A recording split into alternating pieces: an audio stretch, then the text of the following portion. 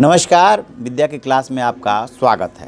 कांग्रेस ने आज बड़ा ऐलान किया। कांग्रेस अध्यक्ष राहुल गांधी ने घोषणा पत्र जारी होने से पहले कांग्रेस कार्य समिति की बैठक के बाद प्रेस कॉन्फ्रेंस करके न्याय योजना की घोषणा की।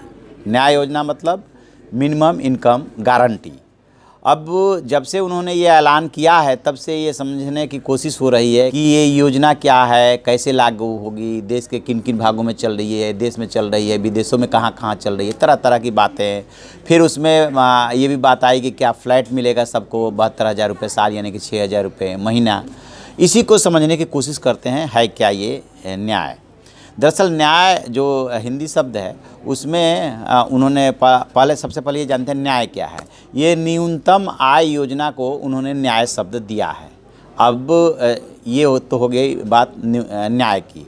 अब न्यूनतम आय योजना क्या है, इसका उन्होंने पैरामीटर क्या बनाया है, किसको मानते हैं कि ये न्यूनतम आय होनी चाहिए।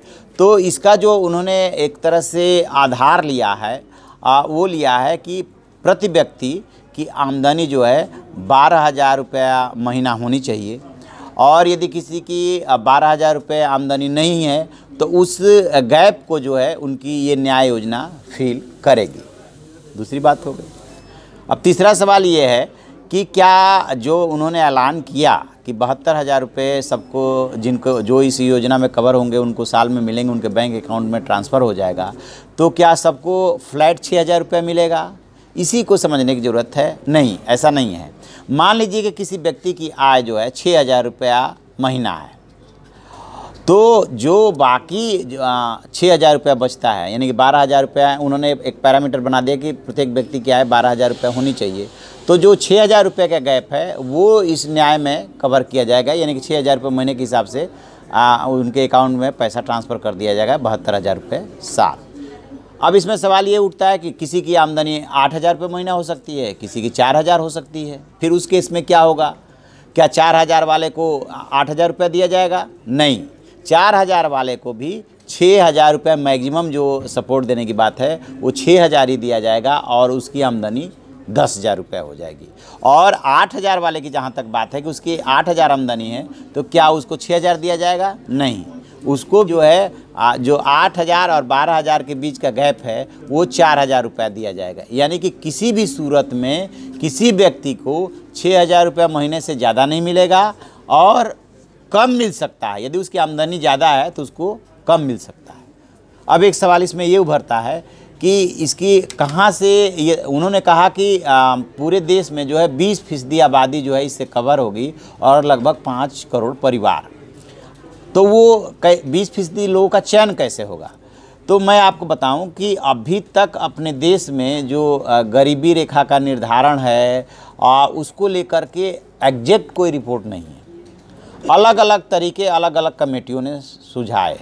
तो इसमें जो तेंदुलकर कमेटी की रिपोर्ट है 2012 में जो आई थी, आपको याद होगा, उसी को ऑथेंटिक मानते हैं, क्योंकि 27 रुपये और ग्रामीण क्षेत्र में और शहरी क्षेत्र में यदि 33 रुपये है तो उसको माना गया कि वो गरीबी रेखा के नीचे है। बाद में 2014-15 में फिर से इसको रिवाइज भी किया गया था, जिसे क्रमशः 32 और 47 कर दिया गया था।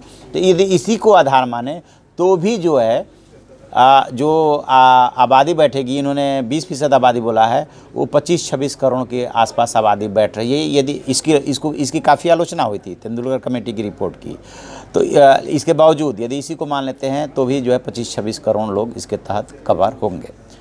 क्या ऐसी कोई योजना देश में या विदेश में चल रही है? तो इसका जवाब खुद राहुल गांधी ने ही दिया कि दुनिया में कहीं पे भी ऐसी योजना नहीं है। लेकिन हमारी जानकारी के मुताबिक कुछ पायलट प्रोजेक्ट अपने देश में चले। जैसे इंदौर में एक योजना लागू हुई थी पायलट प्रोजेक्ट के तौर पे, जिसमें ये निर्धारित कर दिया गया था कि इस वर्ग के, इस एज ग्रुप के लोगों को इतना पैसा दिया जाएगा, 500 शायद उस योजना में दिया जा रहा था। तो मिलती जुलती योजना कह सकते हैं।